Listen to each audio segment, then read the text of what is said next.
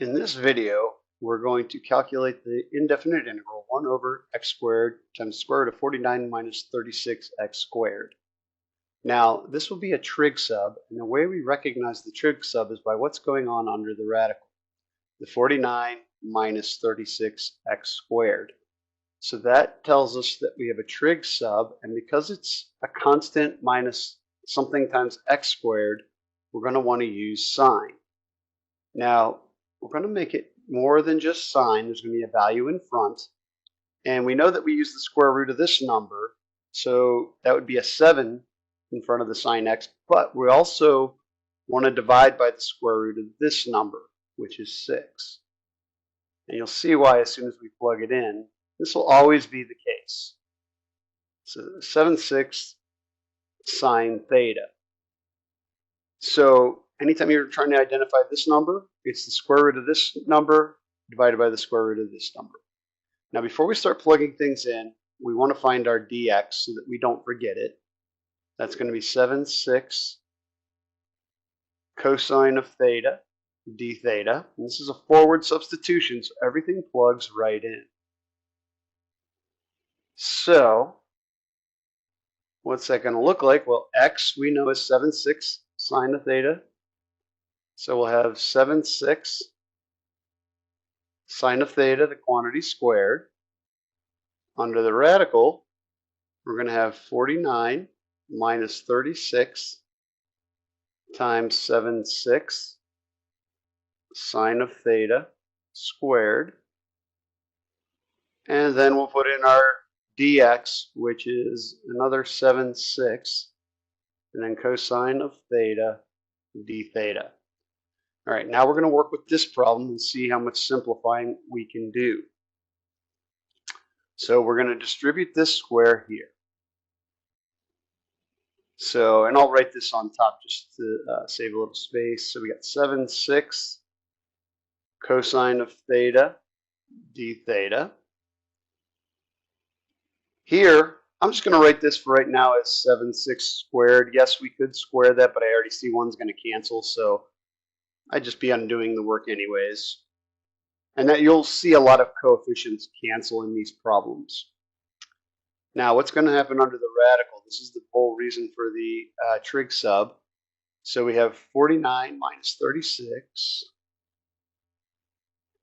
And now we'll square this. Again, you got to square the whole thing. So 7/6 squared is 49 over 36. And now you can see why the 36 is so important. Sine squared theta. Now we'll start to do some canceling. That 36 will cancel with that 36. Let's get rid of one of these 7/6 there. And let's see what we have left. Now in the numerator, we have cosine of theta d theta. Currently in the denominator, I've got a 7/6 sine squared theta.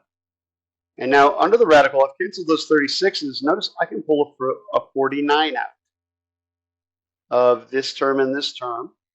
So I have 49 times 1 minus sine squared theta.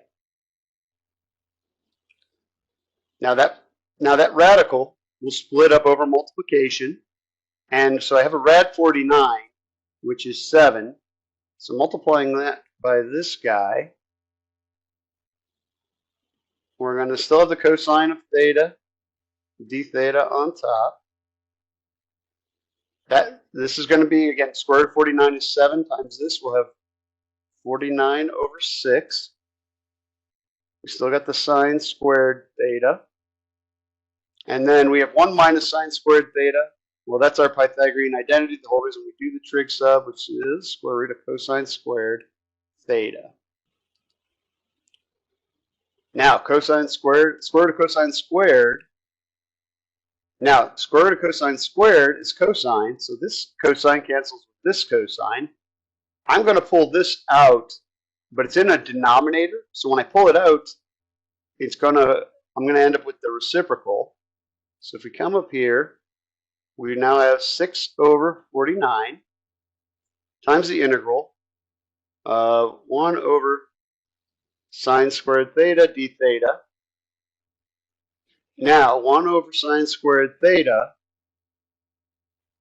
is cosecant. So we have cosecant squared theta d theta. This is one of our basic antiderivative rules.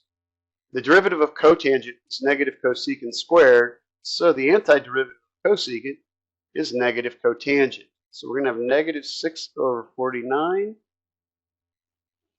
cotangent of theta plus c. And we don't need the square. That's, again, this is one of our basic antiderivatives.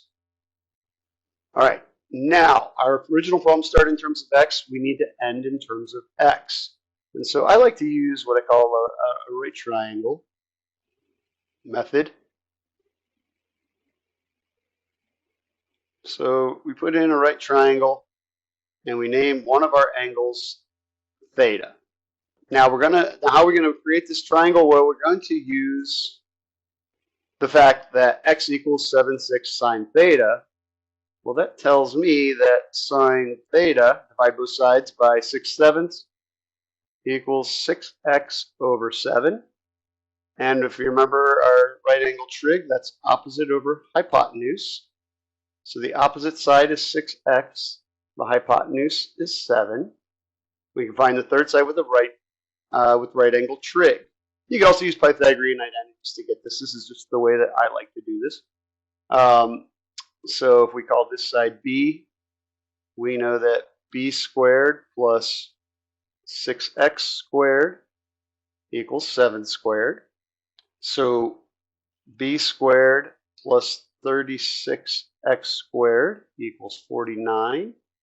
Solving that for b, we get the square root of 49 minus 36x squared. That's not a big surprise because look at what was in our original right there. So this side is square roots of 49 minus 36x squared.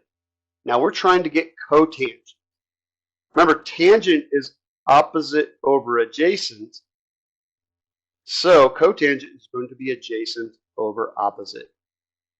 So now we can finish this off. We got negative 6 over 49. Again, we're going to do adjacent over opposite for the cotangent of theta.